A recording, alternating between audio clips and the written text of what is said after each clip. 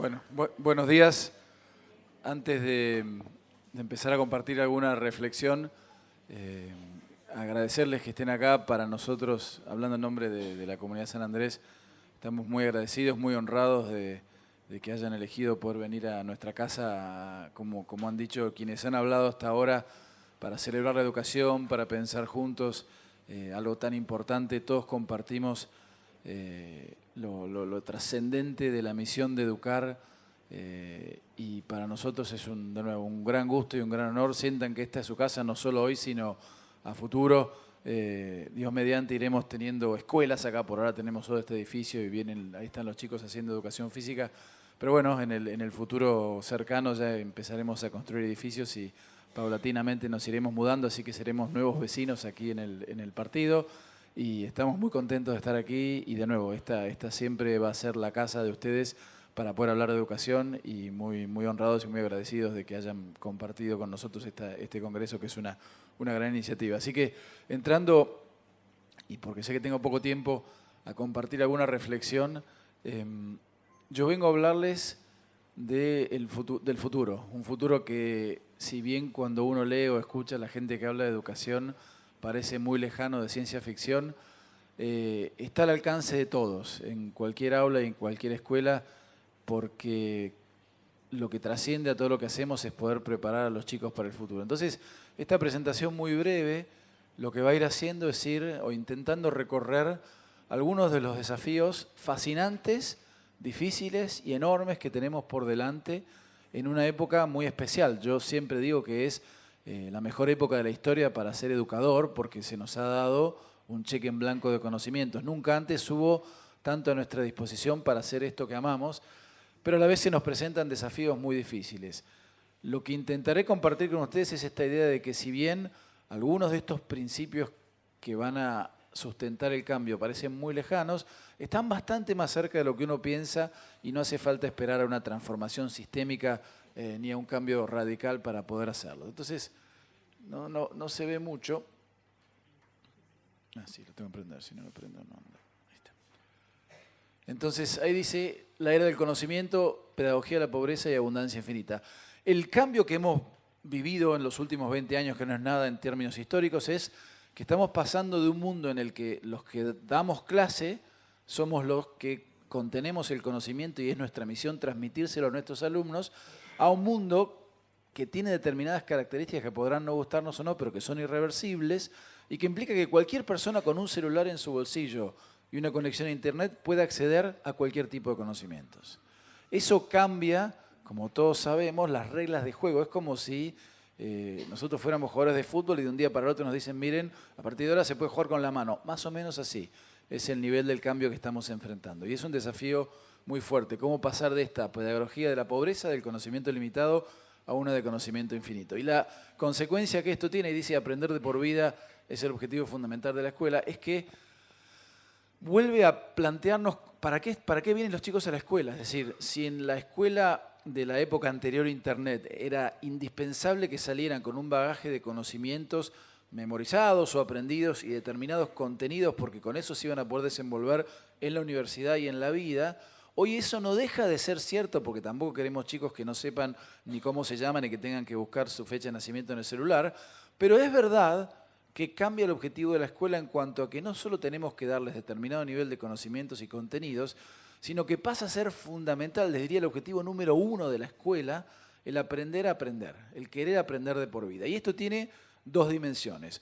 Uno es la técnica, que si se quiere hasta es la más fácil, como darles las herramientas y capacidades para que los chicos puedan utilizar Internet, los buscadores, etcétera, y después volveremos muy brevemente sobre esto, para poder aprender y ser conscientes de cómo son ciudadanos de la época del conocimiento, sino lo que es más difícil, y que es el rol que nos toca a nosotros y que hace que el docente siempre sea indispensable, aún en un mundo utópico del futuro, que es transmitirles la pasión por aprender.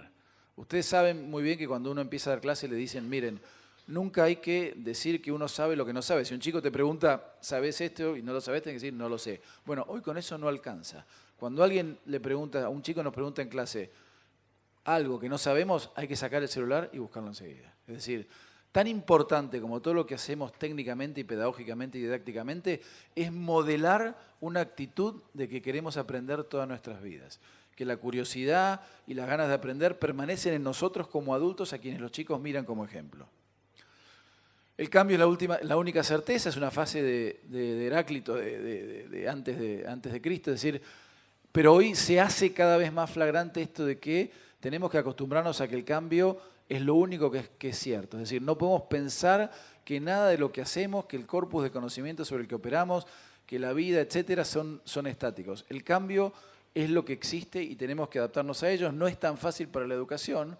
Y ahí dice aprender como antídotos a los cambios. Y esto pasa por, esencialmente, un trabajo muy intenso, muy profundo que tenemos que hacer cada uno de los que damos clase para redescubrir nuestra vocación. Y digo esto con plena conciencia de lo que estoy diciendo, porque la mayoría de los que estamos hoy dando clases nos gusta dar clases, nos gusta enseñar, nos gusta explicar, nos gusta transmitir el conocimiento y a la gran mayoría de nosotros eligió esta profesión porque nos gusta hacer eso. Hoy tenemos que redescubrir nuestro vínculo con el conocimiento, no tanto como gente que lo transmite, sino como gente que sigue aprendiendo. Es decir, más allá de las técnicas y la tecnología y de un montón de cosas de las que hablarán ustedes hoy, lo que sigue siendo la característica intransferible, indispensable del docente es que ame el conocimiento. Y hoy está eso cada vez más en juego que nunca. Si somos docentes que nunca le comentamos a nuestros alumnos, a cualquier nivel, algo nuevo que pasó, una charla nueva que vimos en internet, un sitio que encontramos, estamos faltando a nuestra misión esencial, que es de ser transmisores de la pasión por el conocimiento. Y esto implica redescubrirnos a nosotros mismos como adultos que aprenden. Se habla también de la globalización y hay algunas de las cosas que estamos viviendo en el mundo son, si se quiere, una muestra de cómo el sistema educativo en todo el mundo no ha logrado acompañar el proceso de globalización para que algunas de las cosas que suceden, que ya no deberían suceder más a esta altura de las cosas, como los odios étnicos o determinados personajes que obtienen rédito político a partir de mentiras que están basadas en los miedos de la gente al extraño, la globalización, que debiera ser parte de nuestra escolaridad y de nuestra pedagogía, tiene que ver con que abrirse al mundo no implica resignar su propia identidad, en absoluto. Que cuando uno estudia o aprende de otras culturas, resignifica su propia identidad. Es decir, así que cuando uno va virtualmente de viaje a través de Internet, que hoy es muy posible en cualquier contexto, no lo hace para cambiar, no lo hace para ser diferente, sino para resignificar quién uno es, cuál es su comunidad, cuál es su lugar en el mundo, valorarlo y aprender y entender lo que sucede con otras culturas.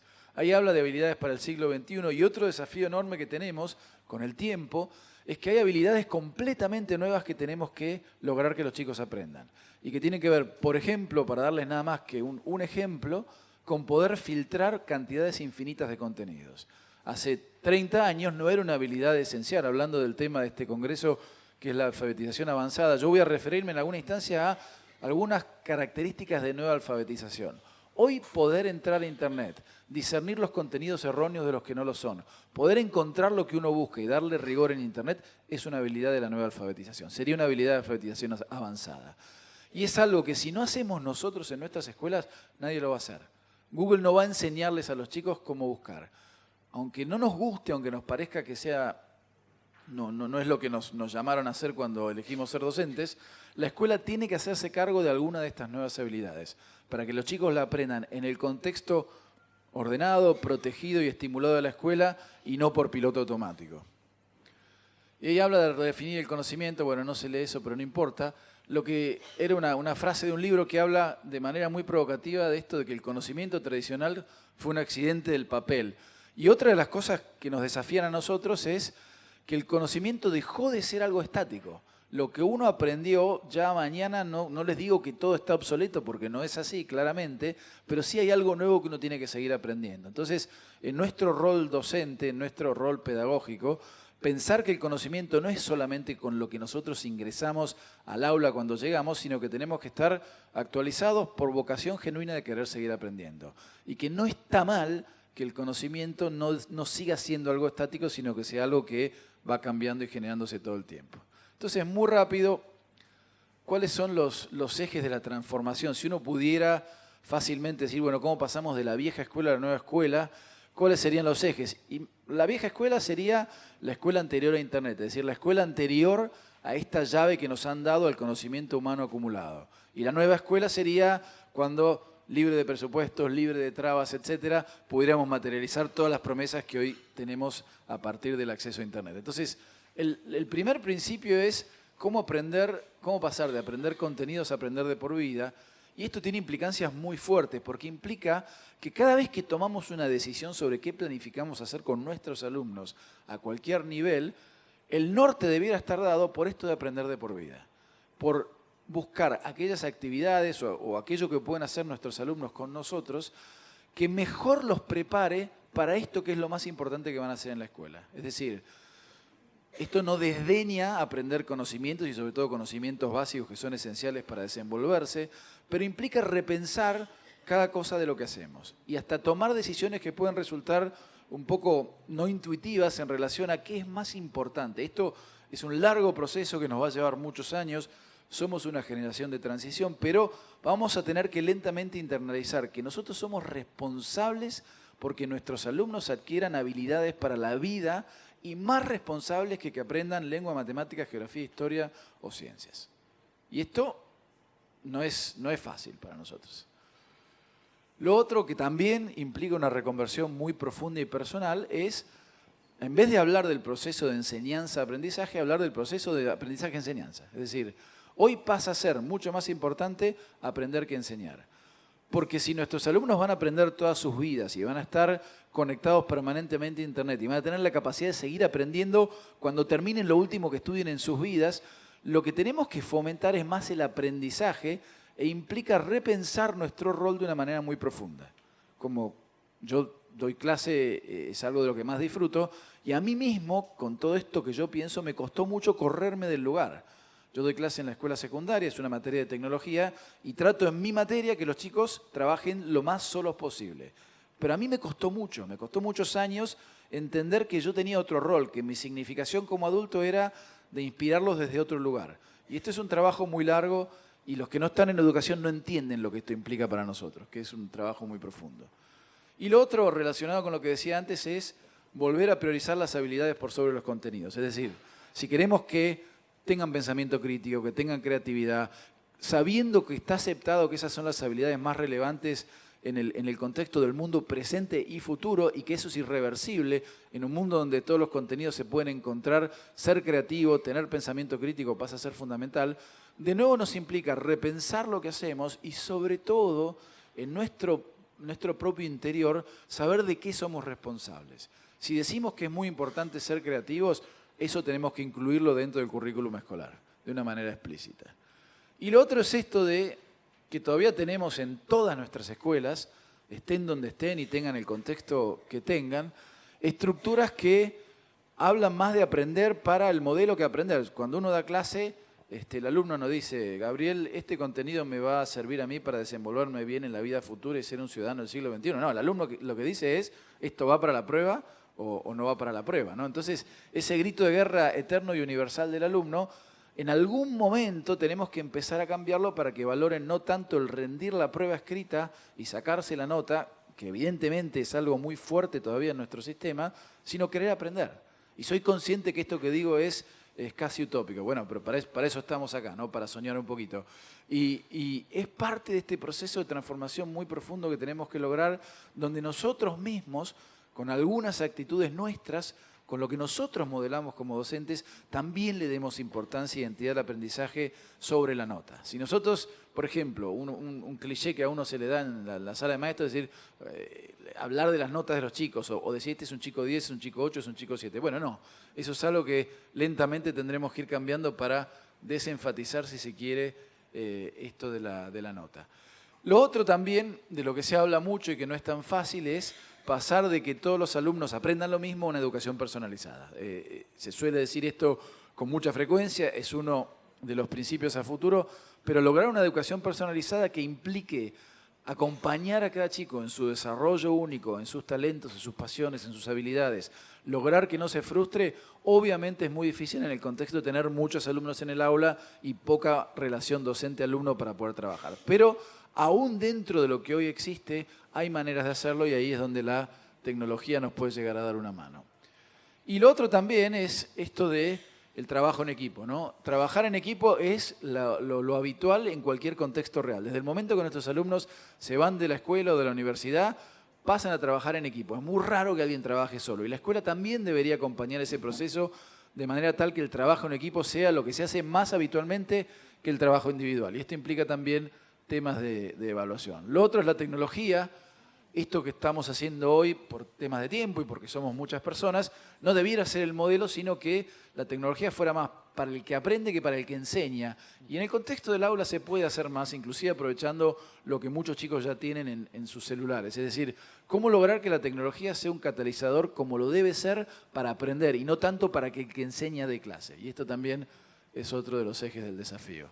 Terminando y hablando de la nueva alfabetización o de la alfabetización avanzada, uno de los temas que miramos de costado, de reojo en todas las escuelas, es el tema de los contenidos multimediales. Es decir, hoy más que nunca es importante leer y la comprensión lectora en un mundo en el que los chicos leen cada vez más porque van a acceder a un montón de información, es más relevante que nunca. Pero también lo es la comprensión y generación de contenido multimedial. Porque podrá no gustarnos, pero una realidad es que nuestros alumnos actualmente y a futuro van a tener cada vez más exposición a contenidos, por ejemplo, de imagen y video, y más capacidad y necesidad de expresarse con imagen y sonido.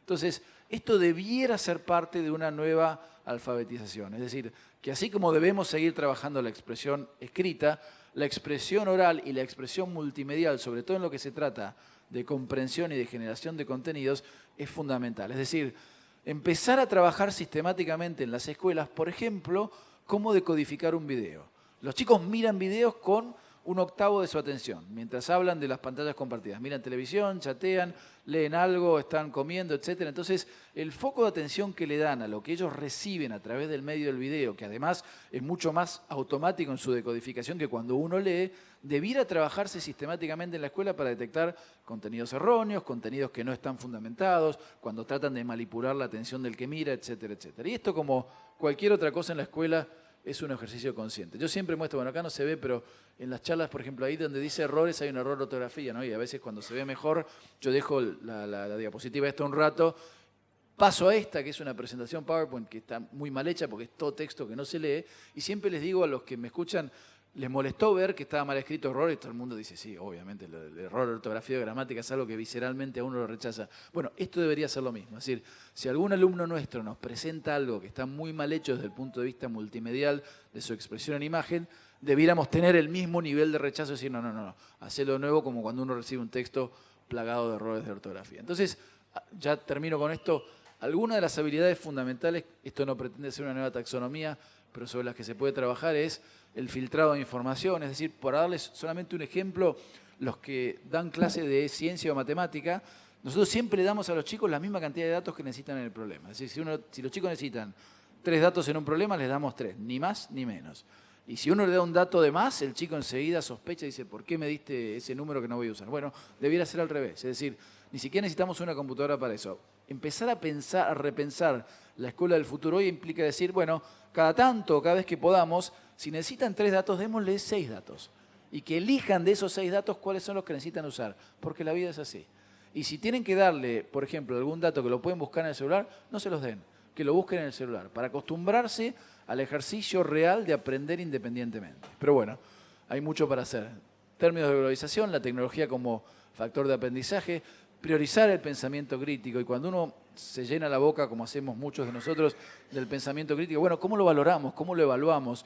¿Cómo podemos incluir, aún en nuestras pruebas escritas tradicionales, alguna pregunta que apunte directamente a evaluar el pensamiento crítico y no la repetición o memorización de contenidos? Y ni que hablar de la creatividad, porque se habla muchísimo de la creatividad, está aceptado que es la habilidad con mayúsculas para el futuro, pero hacemos muy poco nosotros en las aulas. Y esto no implica abandonar todo lo que hacemos, pero por ejemplo, si tenemos una prueba con 5 preguntas, que la 6ª pregunta sea de respuesta abierta. Es decir, que evaluemos contenidos, respuestas correctas o incorrectas, pero no nos cuesta nada poner una más que en vez de apuntar a que esté bien o esté mal, les permite a los chicos expresarse creativamente y valorarlo y corregirlo y recompensarlos como parte de la nota. Termino, acá hay una foto de un plato de sopa, les voy a contar una historia que yo escuché del padre Martín Ricoeur, que algunos lo conocerán, es el párroco del Niño Jesús de Praga en Acasuso.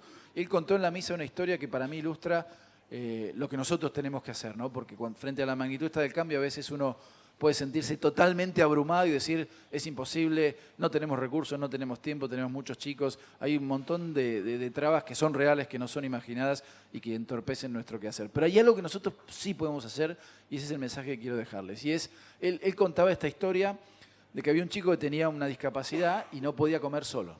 Le tenían que dar de comer siempre. Y él contaba que iban a hacer hicieron un campamento un fin de semana y que la maestra de este chico se había propuesto que este chico aprendiera a comer solo. Que como lo iba a tener todo el fin de semana, le iba a lograr enseñarle que el chico aprendiera a comer solo. Entonces están, según contaba él, en el campamento y llega un momento que este chico con esta discapacidad, con mucho trabajo, con mucho esfuerzo, agarra la cuchara, la mete en la sopa, porque tenía que tomar una sopa, él no podía masticar, la levanta y le da de comer a la persona de al lado. Y el mensaje es, nosotros pensamos que damos clase, pensamos que damos, de nuevo, matemáticas, lengua, ciencia, geografía. Lo que hacemos es mostrarles a los chicos quiénes somos y el camino para lograr este cambio es ser nosotros de esta manera. Ser curiosos, ser inquisitivos, estar usando nosotros la tecnología para aprender, contarles a los chicos las cosas nuevas que pasan, es la mejor manera de suscitar el cambio. Quizás no alcance, pero es lo que transforma. El ejemplo que nosotros podamos dar de redescubrirnos como personas que aprenden todas las vidas y transmitirles esto a los chicos en cuanto oportunidad tengamos, es lo que realmente va a lograr el cambio más profundo. Así que bueno, muchas gracias por la paciencia.